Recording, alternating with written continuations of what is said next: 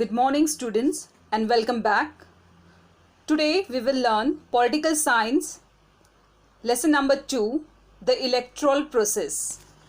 In this chapter we will study how elections are carried out in India and what are the different functions of election commission. So let us begin with the chapter, the electoral process. Elections have played a major role in the working of India's democracy. Elections and representatives are two important processes in a democracy. Democracy means rule by the people. That means people elect their leader or ruler and gives power to ruler to rule in a country. So election is giving choice to the people to elect their representative. Now, what do you mean by representative or representation? Representative means one who represents us. In a democracy, it is not possible to involve the entire population in decision-making process. In our country, there are more than 130 crore people. We cannot involve all of them in the decision-making process. So, the practice of electing the leader on behalf of the entire population who will take decision and run the government is called representation. Now, the question is, who will conduct the election? So, we have an independent body called the Election Commission of India, and it will conduct the election throughout the country at national level. For example, Lok Sabha election will be conducted by the Election Commission of India. Similarly, at state level, we have State Election Commission. Election Commission is an autonomous body. Autonomous means independent. That means it is not answerable to anyone. It will take decision on itself. It will not get influenced by anybody also. It is unbiased and impartial and not getting influenced by any minister or political organization. Even at the state level, the State Election Commission is the main body or institution which has the whole and sole right to conduct election in the state. The entire process of election, from declaring the date of election to the declaration of result, is all carried out under the direction and control of Election Commission. Now let us learn more about the Election Commission. The Article 324 of the Indian Constitution has established this autonomous body. That means in the Constitution it is specified how to conduct election in our country. So the Election Commission works as per the guideline given in the Constitution. Now the question is, who will look after the Election Commission? Election Commission has one head called Chief Election Commissioner and two other commissioners assisting the Chief Election Commissioner. All these commissioners are appointed by the President of India. The Election Commission does not have a separate staff, but teachers and government officers and other employees who are working in municipal offices help the Election Commission to execute the process of election. Now let us see, do you know? Sukumar Sen was the first Chief Election Commissioner of India.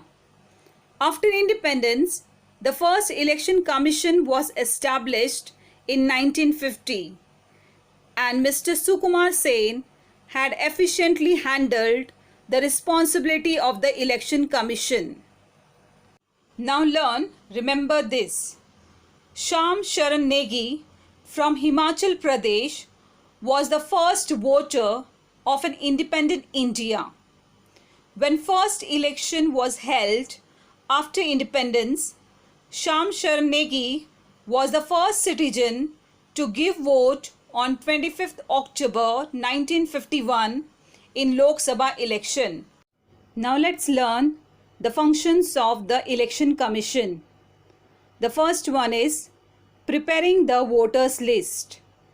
Every Indian citizen who has completed 18 years of age has a right to vote. But till your name is not listed in voters list, you will not be able to give vote though you have completed 18 years. So the first thing is your name should be registered in voters list. Every time during election, voters list is updated by Election Commission. It includes the names of new voters or delete the names of migrated and dead voters' name. That means if the person has moved from Bhiwandi to Mumbai, then that person's name will be removed from Bhiwandi's voters list. Similarly, if any person has migrated to Bhiwandi, then that person's name will be added in voters list. Second function is decide the timetable and the program of election. The Election Commission decides when to conduct election and in how many stages to hold the election in every state. For example, India is a big country and it is not possible for Election Commission to hold election all over India at same time. So, Election Commission decides in which state and when to conduct election. And this way, all over India, election is conducted in different states on a specified date declared by the Election Commission. The third function is scrutiny of the application of candidate. Scrutiny means investigation or checking the form of the candidate. As soon as the election date is declared, then all political parties make their people to stand in election or give tickets to the candidate of their party. But some people without any political background can also stand in election independently. So it is not necessary that they should have a political party support to be the candidate. Now all those candidates who want to stand in election has to fill application and submit it to the Election Commission. Then Election Commission checks all information filled up by the candidate is true or not, and the person is eligible to stand in election or not, and then gives ticket to the eligible person to contest the election.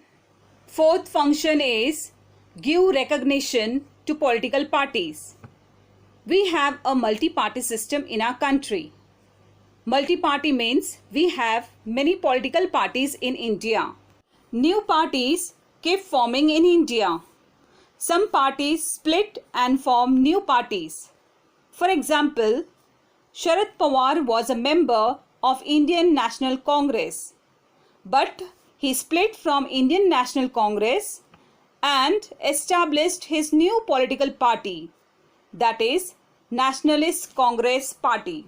If any person forms new party, then he has to get its party registered to the Election Commission, and Election Commission give recognition, that is identification, that BJP, Congress is a national party and Shiv Sena is a regional party. Even Election Commission has a right to de-recognize any political party. If any political party is not working honestly, doing corruption, then Election Commission will withdraw the name of political party and will declare this party no more exists. The Election Commission also allots election symbols to the political parties. Fifth function is to resolve any disputes relating to elections.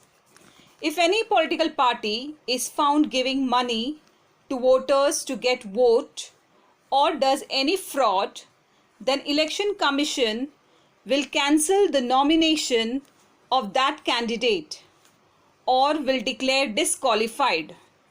Even after election over, results are declared and Election Commission gets proof that the candidate has done fraud and won the election, then Election Commission will disqualify the political party and conduct re-election in a particular constituencies only. So all such situation is handled by the Election Commission. Now let's see why is it required. Let's read the first question. When candidates have only the condition of age as eligibility, why should they give other information to Election Commission? Do you think only age is necessary to become the candidate? No. Along with the age, there are many more informations required to be eligible candidate, such as education details are necessary, if any criminal charges against the candidate, and property details has to be mentioned. This all information will help Election Commission to choose the good candidate. Now let's read the second question. Why are the candidates required to give the information of their property to the Election Commission? When the candidate fills forms, he has to give property details because Election Commission note down his property details, from which sources he has made those property. Suppose his property was 100 crores and then after election won, after 5 years again that candidate will stand for election. Then he has to again give property details. That time, if his property details shows of 1000 crores, then there may be chances that candidate must have done wealth by corruption practices. It is not necessary that candidate must have done corruption only, but Election Commission does its scrutiny and gives candidate permission to stand in election if property is not done by any corruption. Now let's see why is it so. Let's read the first point. Some constituencies are kept reserved for scheduled caste and scheduled tribe. Now reservation is given because to give equal opportunities and respect to them in society.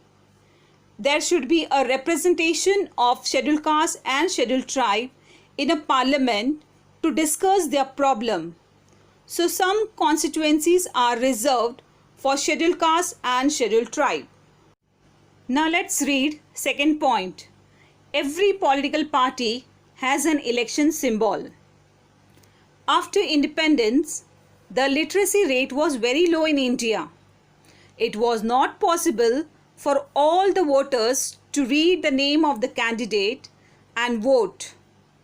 So symbols help the voters to identify and decide to whom they have to vote. Now let's read the third point. At the time of voting and counting of votes, the official representatives of political parties remain present. Because on the day of voting and counting, there may be bogus voting or any fraud. So to see voting and counting is done honestly, political parties send their representatives to keep watch. Now let's see the last point. Recognized parties have equal opportunity to present their side before media such as television and radio.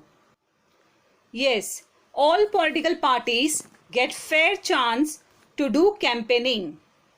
Television and radio help political parties to express their ideas and agenda of the party to reach people in large number. Therefore, all the recognized parties can express their opinion through television and radio. So students, I shall stop here now. The remaining part of the lesson we shall learn in the next video. So go through the lesson, read the textbook. Goodbye, take care.